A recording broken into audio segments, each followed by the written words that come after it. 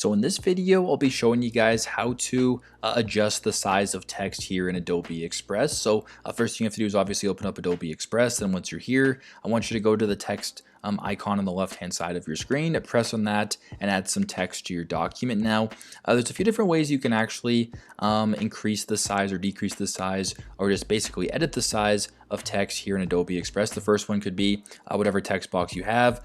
Just grab the corner right here. And if you drag it to the to the left, you make it larger. If you drag it to the right, you make it smaller, and that also edits how large and how small the text actually is. Now, another way you can do it is pretty simple. Just press on the text box right here.